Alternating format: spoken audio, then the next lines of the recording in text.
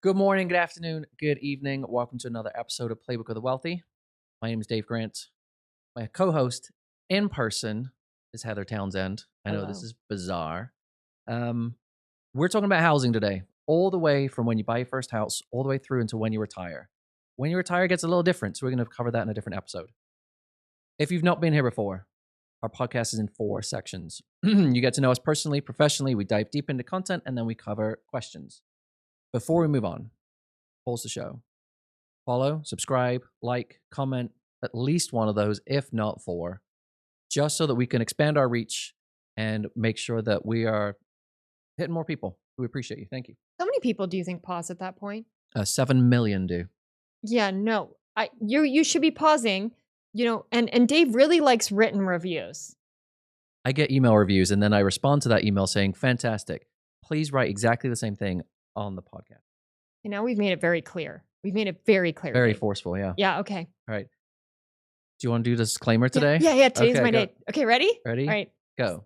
All opinions expressed by Dave Grant and Heather Townsend are solely their own opinions and do not reflect the views of their respective wealth management firms. This podcast is for informational purposes only and should not be relied upon for investment decisions.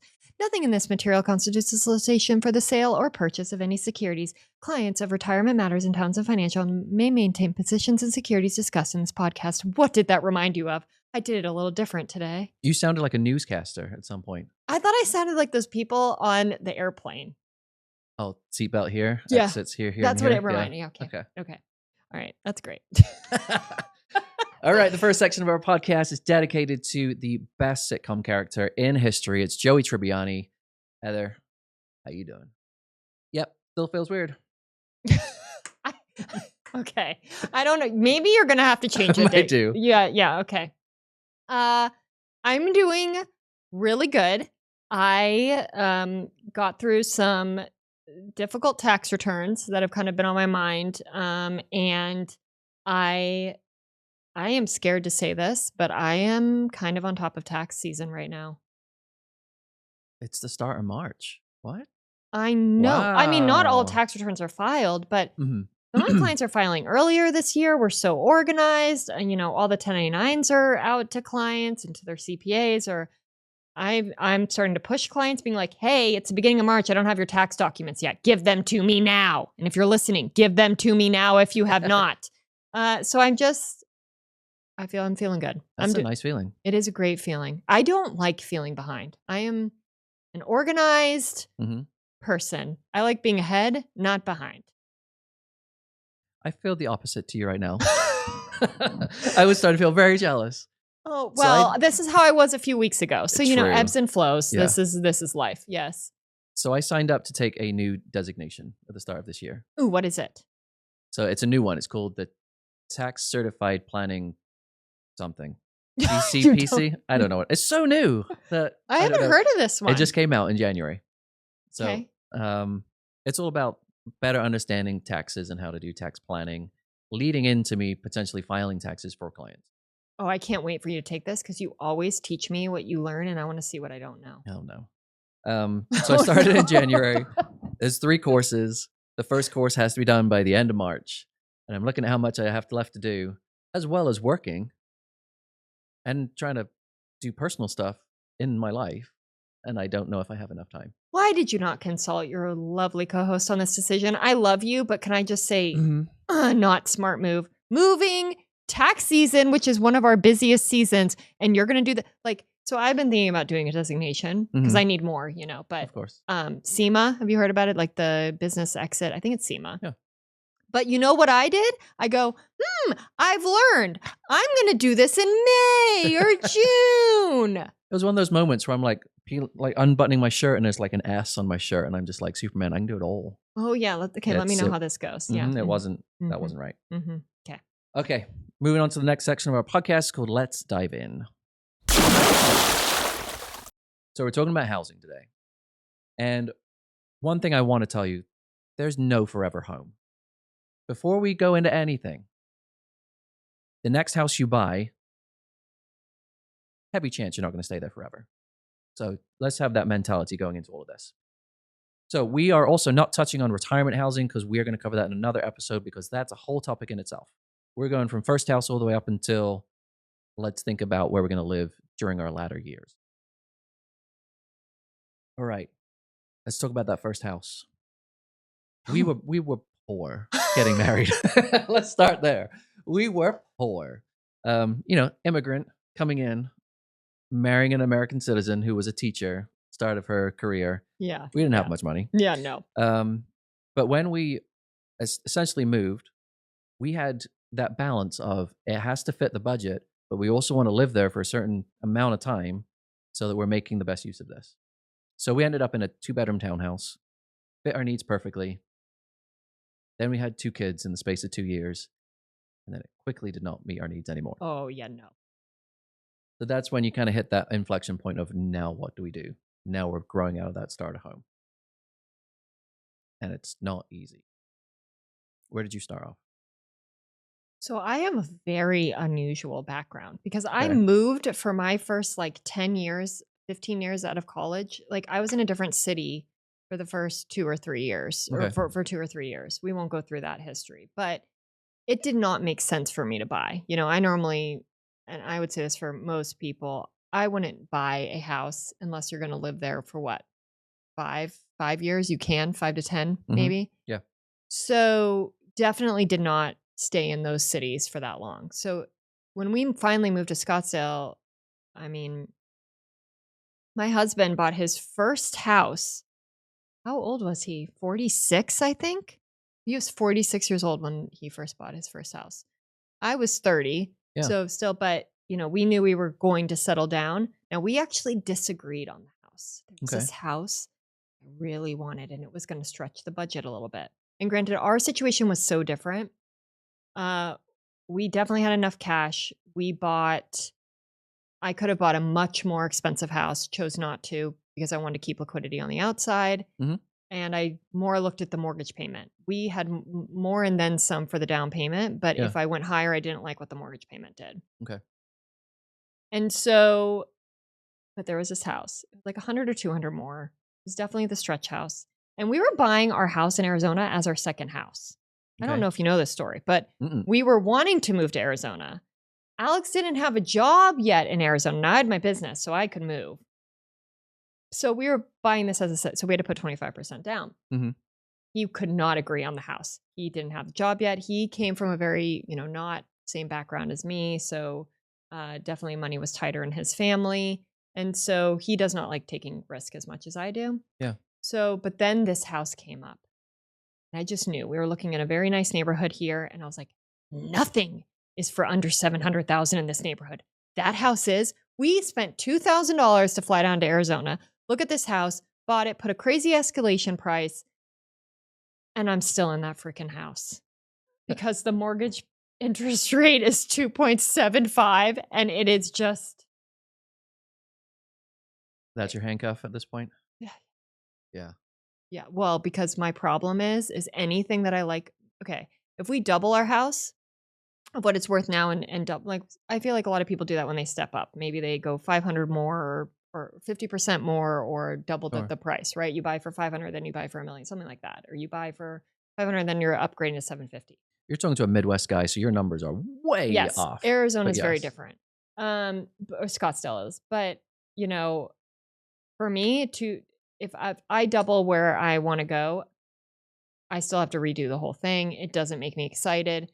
I have to 2x what my house to get really excited. So I'm handcuffed because I don't want a 2x and I don't like what that mortgage. Yeah.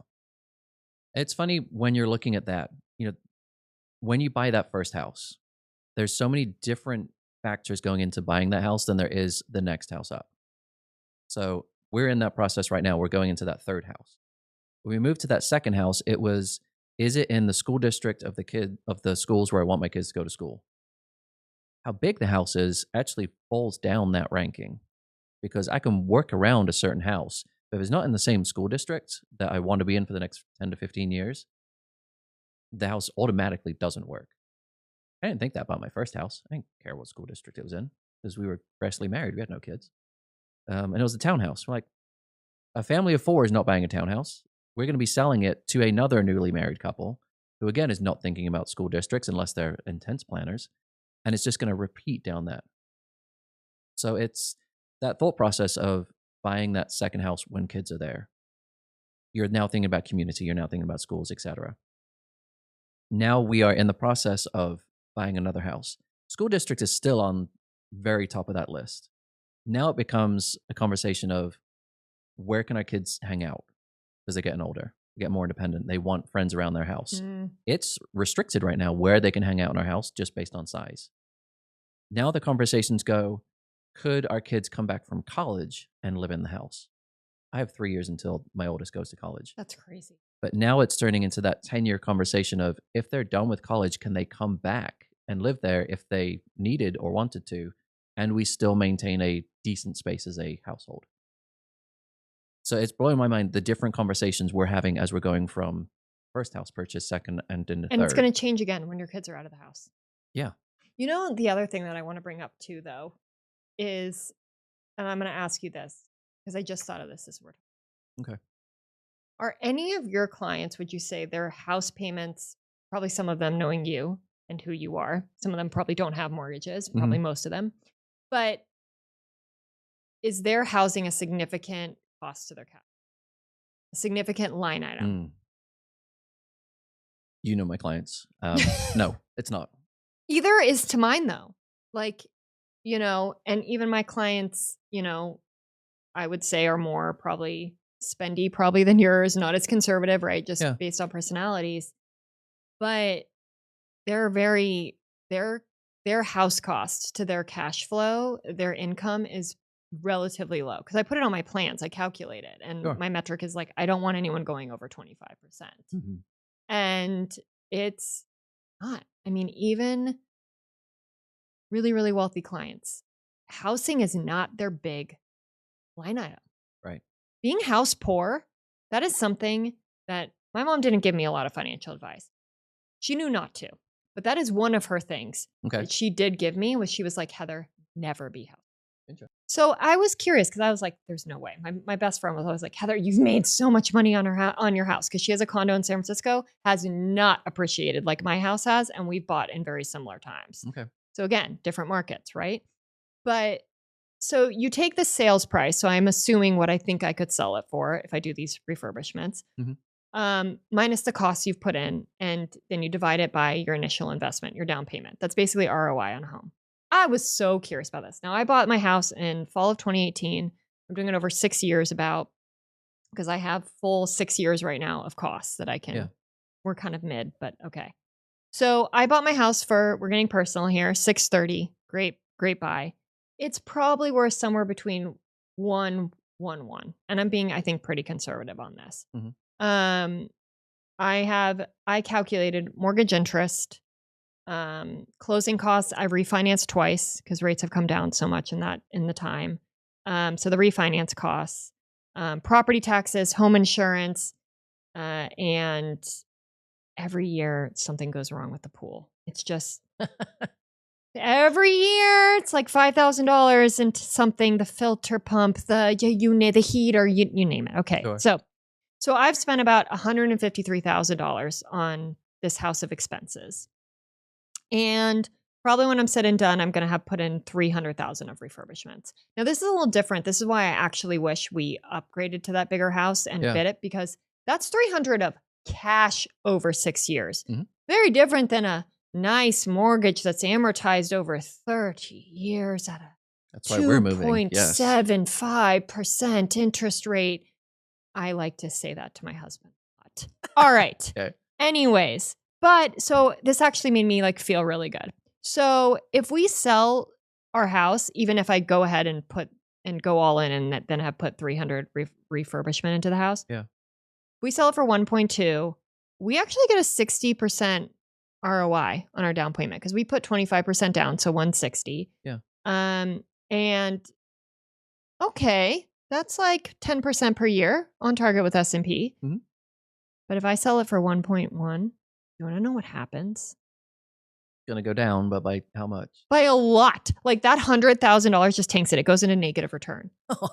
And then if I sell it for $1 million, it's like negative 64% ROI. So I'm like, these refurbishments A bit of work. actually like work. Yeah. Well, granted, I'm doing it to like stay in the house or whatever. Sure. But then to make myself, you asked a good question. So I calculated, I was like, okay, well, what if I rented for those 6 years?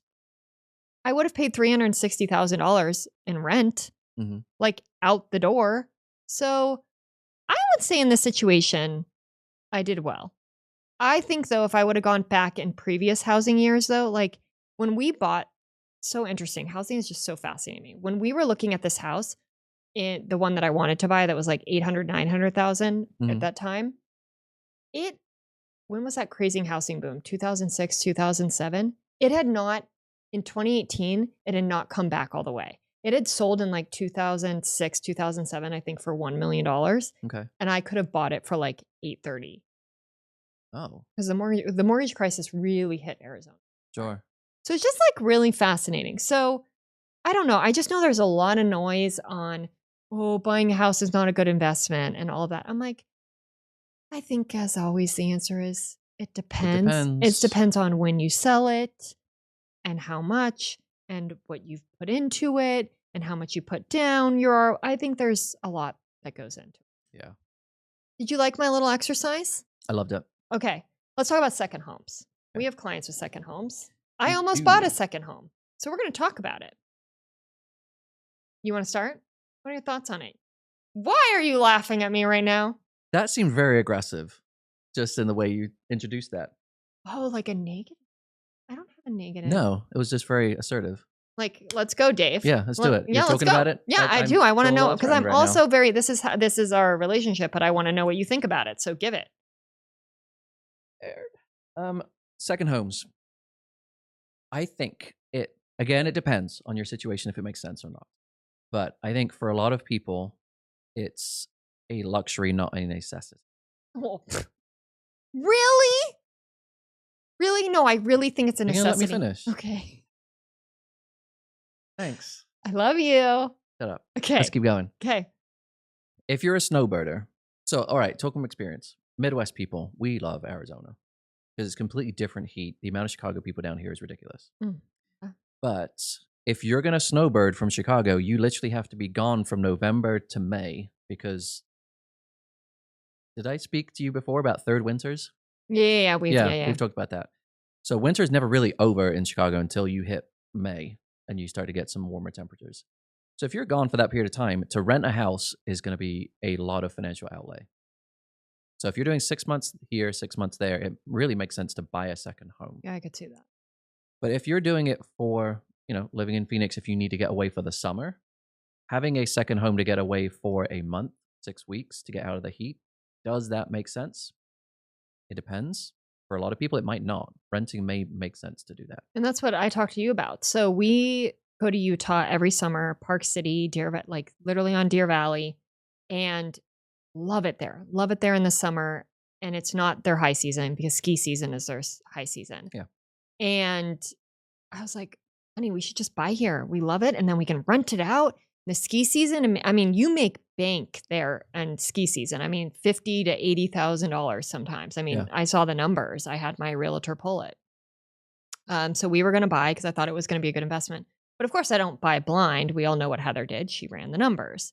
This is Deer Valley, very different market, very expensive. I mean, we stay, and I'm not talking like we're not getting some huge ski chalet. Okay, Yeah. it's a townhome, like 3-bedroom townhome condo thing, whatever you call them, and $2 million was like if you didn't want to refurbish. So I was like, okay, well, still making like 80 grand. That's got to help. And I ran the numbers because you also give 30% to a property management company because I'm not managing it from Scottsdale. Mm-hmm. I was going to be in a $50,000 loss without, and that's assuming, you don't have too many vacancies. I mean, I use conservative numbers. Mm-hmm. I was like, I negotiate every summer to stay in the same condo and they love me and I give them a price and we go back and forth. And I think I land on like $12,000 for 7 weeks. I'm like, $50,000 loss with potential maintenance costs, headache, oh geez, and less liquidity in my life to, I'll just $12,000 for the summer. Okay. And I think a lot of people don't run those full numbers. It's going to be, let me buy a second home. We're going to use it X amount. We may rent it for a certain amount, and we'll just take that profit and run away in the hills. Well, you're not thinking about, okay, well, what is that double line item of 2 sets of real estate taxes, 2 sets of utilities, 2 sets of insurance? And if you're not there for half the year, who's looking out for each home while you're not there? So I talked to a woman about this while getting my nails done. She was from Canada. She has a second home here. And I was just fascinated. I was like, how do you handle it when you're back in Canada during the summer? And she goes, well, the insurance companies require that someone looks after your house or they won't insure your home. It's actually, Interesting. so you have to pay someone or have someone come to your house every week. Okay. I think it's every week. Don't quote me on that, but there is definitely a requirement. She was talking about it. Sure. So there are things that go into maintaining a second home. But I do think, yes, it can make sense. What's interesting with me that I'm seeing with my clients that have second homes, a lot of my clients have second homes in Flagstaff or Payson, whatever, Pine Top up here. Their kids stop wanting to go at some point. Yeah. So they had this whole idea of this family home, and it's so heartbreaking to see that they're like, the kids don't want to go anymore, Heather. And some of them are selling them because they're just like, it doesn't make sense anymore. Or the kids are probably where your face is. They can't get away. They have too many activities. The other thing with a second home, and I was talking to my friends about it, they were going to buy a second home. And they didn't need to do it from an investment standpoint. These are people that are very well off. And I was like, do you want that headache? And how much are you going to use it? And then when you do buy a second home, what I've seen is people have guilt that they feel like they need to use it. 100%. That then they don't go to these places they really want to go. It is your vacation. Yes. Home. Yes. It's not your second home. It's, oh, we have to go vacation there. Because like you said, it's the guilt. It's really common when it's the family members who bought the house for the family. Usually it's grandparents, if you want grandkids and spend time with them. You come into that weird situation of, okay, so the grandkids are getting into sports. They're then going to college. And the family is so busy that time it gets more precious. Well, then the grandparents are getting older.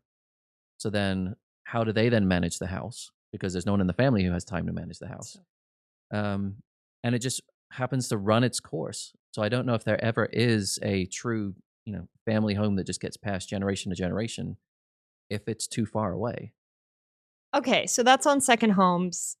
Basically, to round that out, I think if you are going to spend a significant amount of time, like you were talking about, 6 months, 4 months, I think it could make sense. I mean, if I was renting in Utah for 4 or 5 months and going up for the ski season, then the numbers might be different if I was paying that to an Airbnb, but For sure.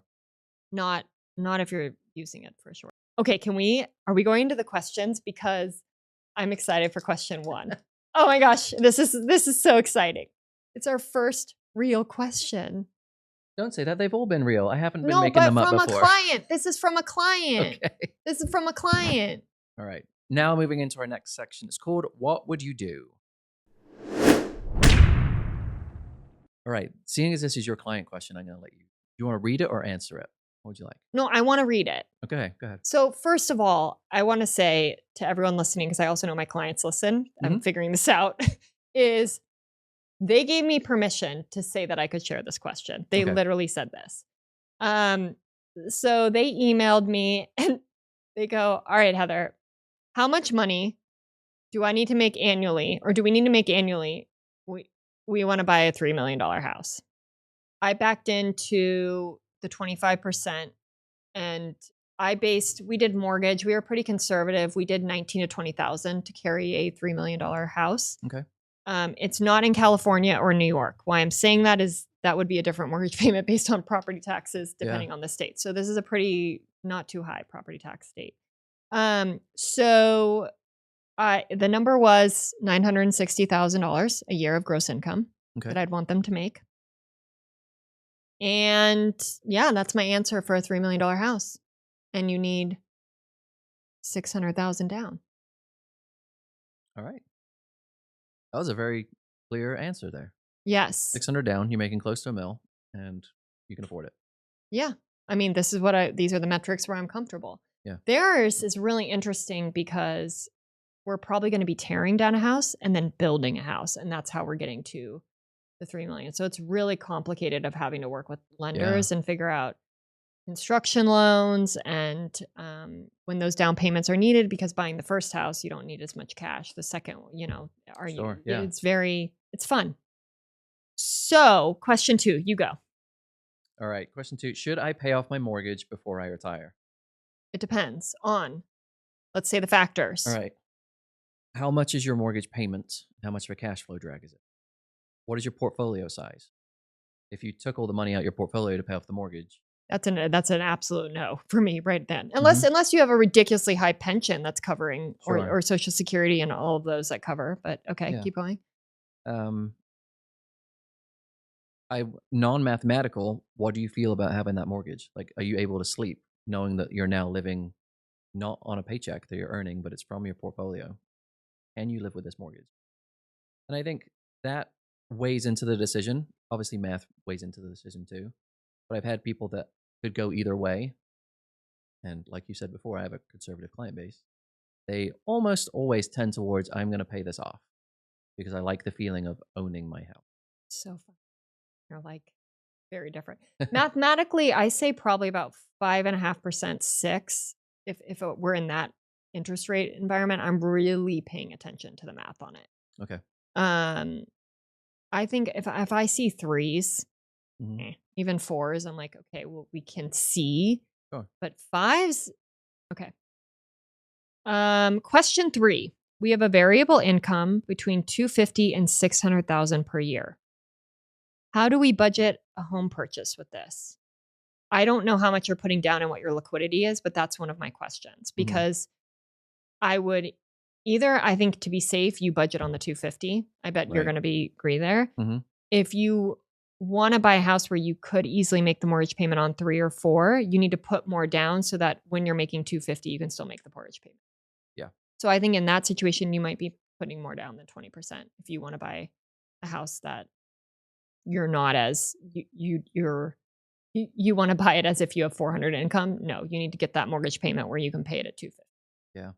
This almost becomes a stacking game of, okay, budget it like you're making 250.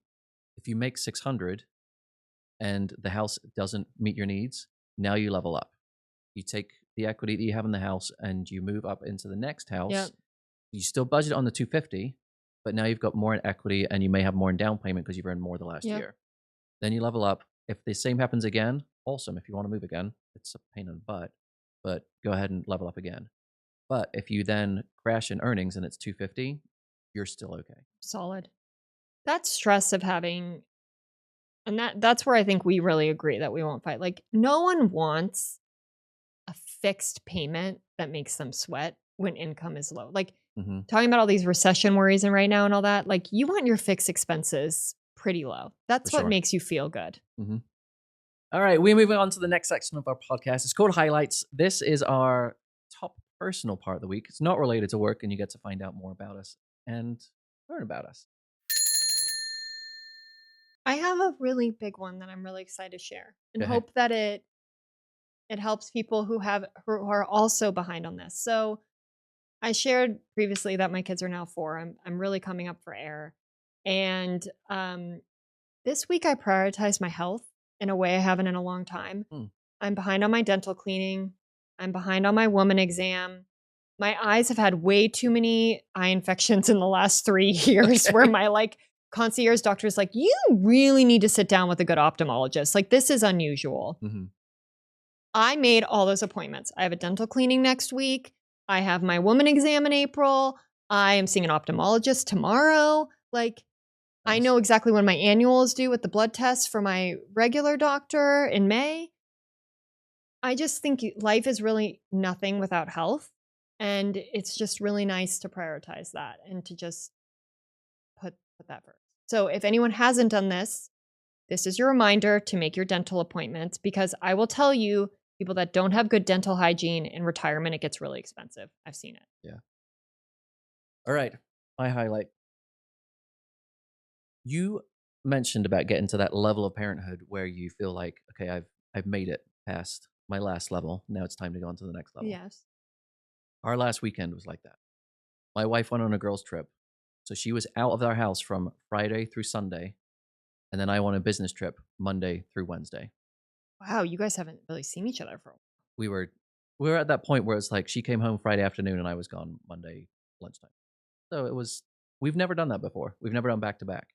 But it was almost that case of, yeah, we have grown boys. Who can take care of They can themselves. take care of themselves. They can feed themselves. If they need to go somewhere, we'll drive them there. There's no entertaining. There's no nothing. Even if she was coming in the door and I high-fived her on the way out, we implicitly trust the next person who's coming in the door because we've been parenting so long. And it was just that relaxing feeling of, okay, I can take care of stuff for work and I can just leave. We had a great time with the girls this weekend. See you Wednesday night. Oh, nice. I mean, It it's was fun. sometimes I leave and when I have to go to a conference, and I'm sure you can relate to back in the day, but it's like you feel guilty for the other spouse. You're You like, do, yes. Like, I'm so sorry. There was one time that Alex I'm normally the timer of the house, but I'll never forget. I've never heard his voice this time. But one of our daughters, I won't say for embarrassment, pooped her pants while Alex was waiting to get the pizza. They're all hungry, and I'm on the phone with him. And it's just like, I'm sorry, I can't be there to come save you right now. Like, right? Like that we're in very different stages, but I'm happy for you. That's great. It was a good feeling. That's great. Yeah. So. All right. We are winning. We are winning. We are winning. It was good. I think there's something about us being in person. It's good vibes. Yeah. I mean, I said you need to move down to Arizona. I've been on that bandwagon I know it's not happening. It's not. Your wife's pension. Eventually. I know. All right. So thank you for listening and watching this episode of Playbook of the Wealthy. You can find us on whichever platform you listen to podcasts, and the video version of the show is on YouTube, LinkedIn, and Instagram. If you want to send an email to the show, you can contact us at hello@playbookotw.com, and we'll see you next time. Toodles.